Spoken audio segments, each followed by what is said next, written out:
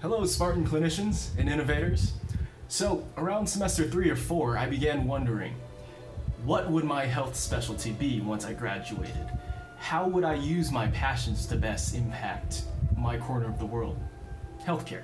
If you're around semester 3 or 4 and you're starting to wonder about, where are the next steps, you may want to continue watching this video. Now, I made this video for 2 reasons. One, to announce the winners of the Google Cardboard Virtual Reality Goggles, and 2, to introduce you to an interesting guy, and his name is Professor Robert Bruce. Now, Robert left the startup world to open a virtual reality lab here at San Jose State campus. It's a lab that is not tied to any single one department, and he opens it with the purpose of allowing students to expand their portfolios with virtual reality, augmented reality, computer vision type projects. Matter of fact, he has students from all ends of the San Jose State spectrum entering and leaving his lab, and he's looking to welcome with open arms some healthcare students.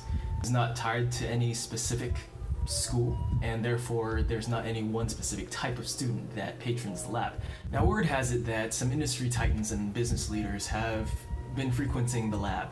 Since I've been corresponding with him, I believe 3 or 4 have gotten hired at major places. So be sure to come and check it out. Now, this video is a doozy of a video. It's about 13 minutes long with 4 extra minutes of geek out footage in the back.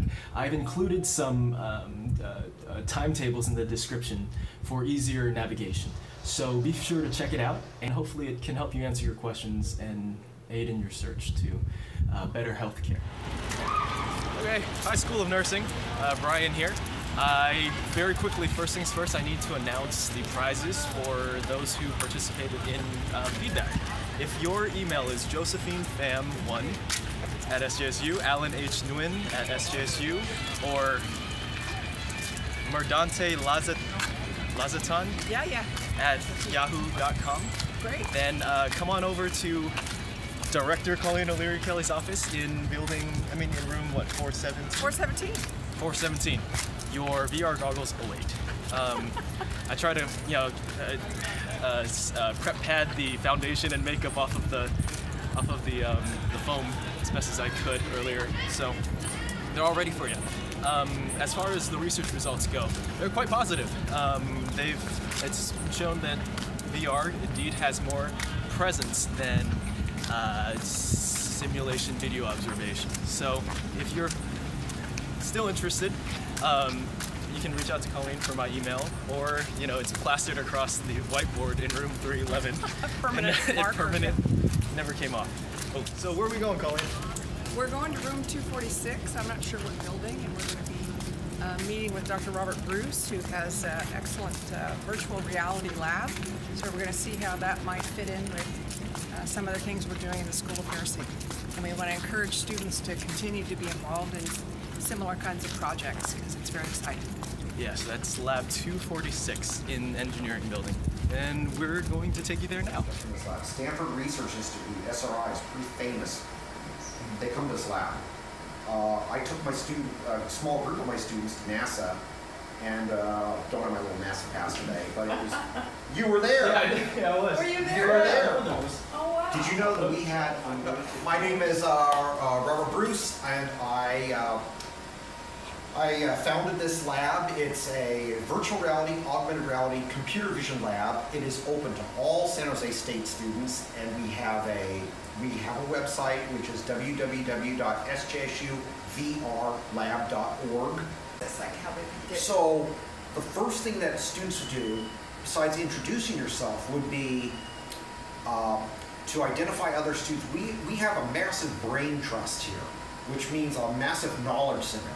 We have some real talented students across lots of disciplines. Incubator. I come from the startup world, and an incubator is a sort of a collaborative workspace. It can be, where people come together with ideas, and it's a place to nurture ideas. Just like a traditional incubator for chickens is to nurture the eggs. Yeah.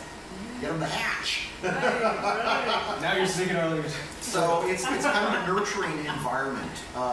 We have a Slack group, and if you're not familiar with Slack, Slack is a communication It's kind of productivity communication software.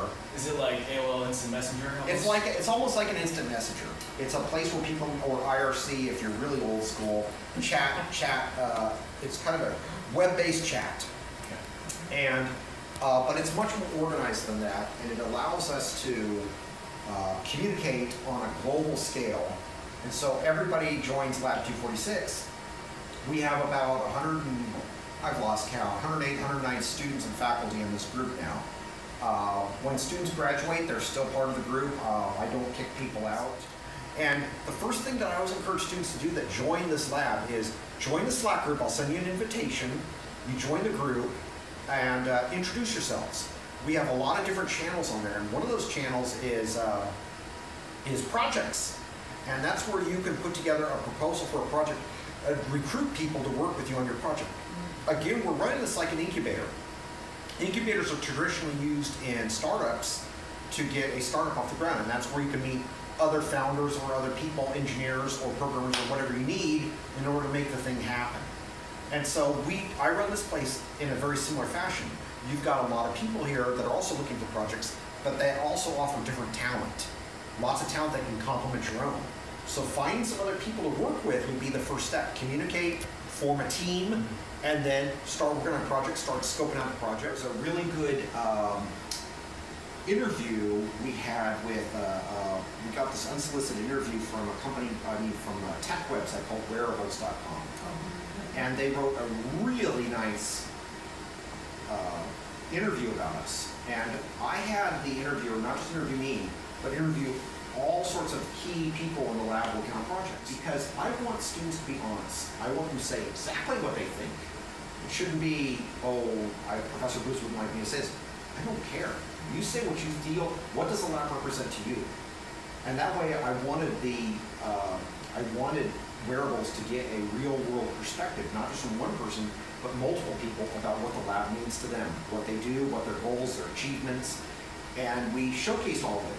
Turned out it was a great interview. It's posted online. I can send you the link. And the best part about it was the person interviewing us said, "You run this lab like an incubator."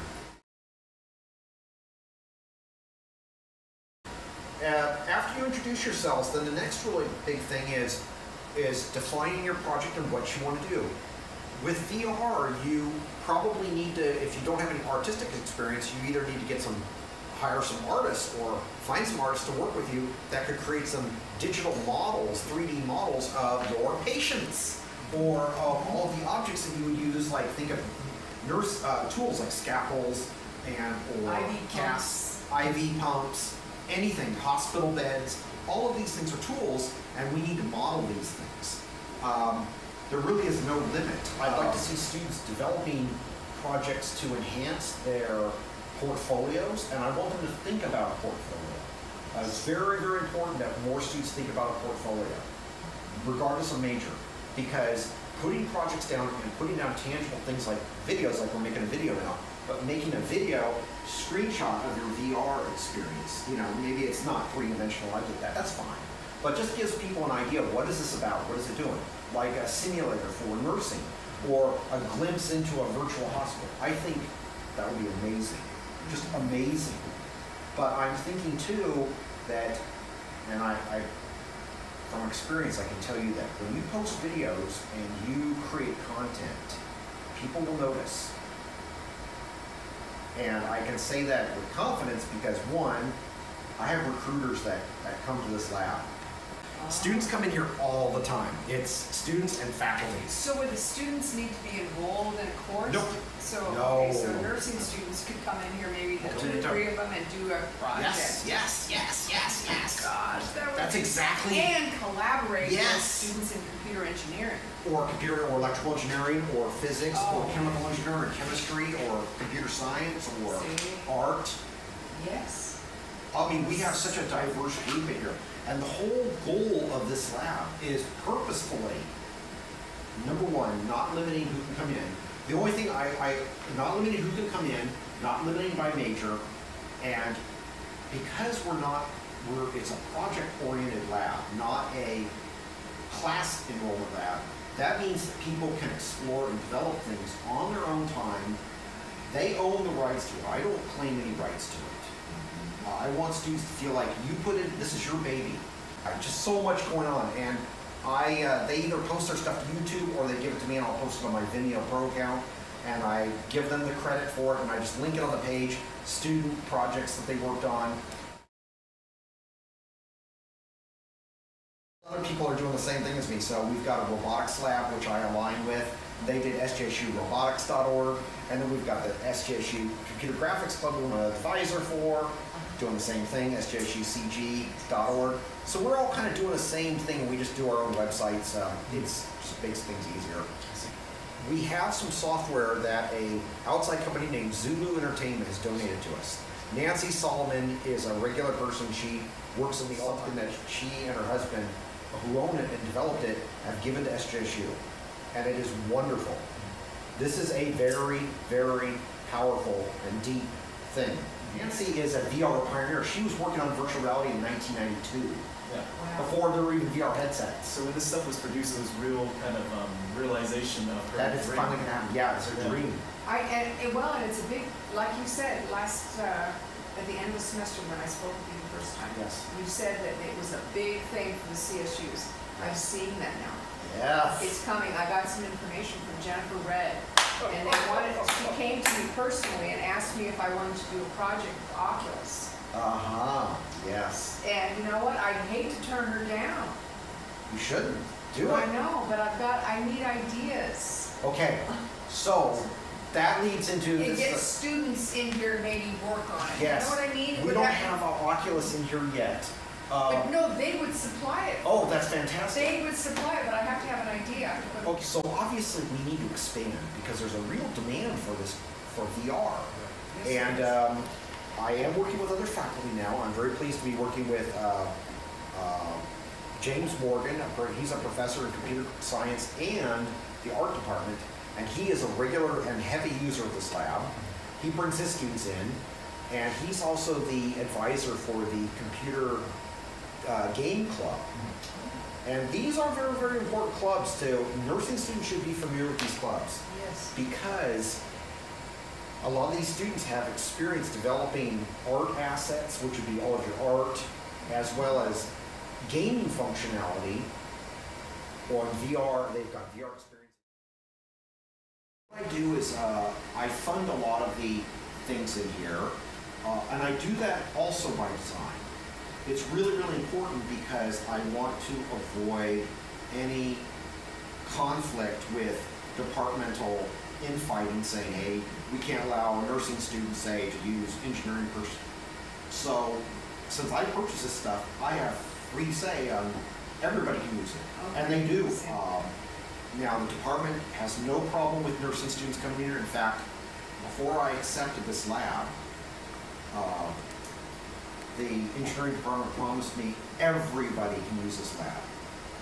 And true to the word, that's been exactly the case. We have students from all over this campus coming in here. The one big thing we need to do is we need to expand. Yes. Because this lab has grown very, very large. In fact, during the semester, this place, it gets crazy. And you can track it on these sensors over here. So whatever object you want, could you use these in nursing? Absolutely. Anything you want to track virtually, it doesn't have to appear as a funky, like, I don't know what you want to call that, the table. You could turn this into any sort of an object. And like it could be a sword, it could be a classic use for these would be attaching them to a tennis racket or a baseball or a golf club or yourself. And what it will do is it literally will track that position in three-dimensional space, and then it will display it, and you can program some kind of graphic or icon that will display in your VR space to this. I bought this because it's a sensor, and I have wireless sensor for it. So you can program this for any sort of VR application. Anything you want. Remember, this is just a generic controller with buttons. We could program this to sit down for us. So we're sitting here still doing VR. I don't know what. Really, it's up to your imagination. So let's say in life, like I'll play like a battle, like a Call of Duty game. Right. And I can run through the stage as a soldier. I can squat. I can jump. I Exactly. can shoot. So could we potentially map a 360 or a 3D model of a nurse in a hospital? Yes. Yes. And could you jump and squat and pick up a patient? Yes. Put one Yes. down? You could have a medic. Oh, great. And then you pick up people and then dispense drugs and such. Yes. Cool. Yes, totally. I mean, I see that. That would be Guy. Oh yeah. If Monday I took this computer over to San Jose Public Library Tully branch and gave a VR demo. Did you? Yeah, it was really exciting. But what was interesting was how much, mostly with staff. You know, there were teens and they're trying it, and everybody was great. You know, teens were like, oh yeah, it's easy and fun. You know, whatever. The staff, I actually had several staff members panic, and I had to cancel and shut off the whole thing quickly. It was, what they were doing was they were all in a marine barrier reef. This is not a dangerous thing. There's nothing dangerous that happens to you. There's no sharks. There's no sharks. There's no dangers at all. It's passive. Right. And part of the marine biology reef is there's a thing called a whale encounter. And so you're on a sunken ship, and you're just looking around your surroundings, and suddenly this giant whale, blue whale, maybe a gray whale, comes up huge, and one of the several staff, one in particular, absolutely panicked because it was so realistic. Oh, I didn't add all of this marine biology that I'm talking about. Everything is to scale and anatomically correct and really, really well done. Wow, so you could do a patient situation. Yes. Oh, yes. Oh, she was at the library with me when we were doing the demo. This computer right here and the computer underneath it, and that's an Oculus DK2 development kit. We're porting the Zulu system, which is an immersive three-dimensional world. It's massive multiplayer world, so it's very interactive. We have a license for it, and we have all the source code for it. And some of my students have posted photographs, their photo as well as their projects. And I want to put more students up, and I need to update the website with a lot of those students that I featured so far have now graduated. One of my students now is, hi Shelly, she's gone on to Georgia Tech. I'm very, very happy for her. Another one of my students is developed the avatar system. We need to update with the videos of that working. Another student hired Pixie, and he got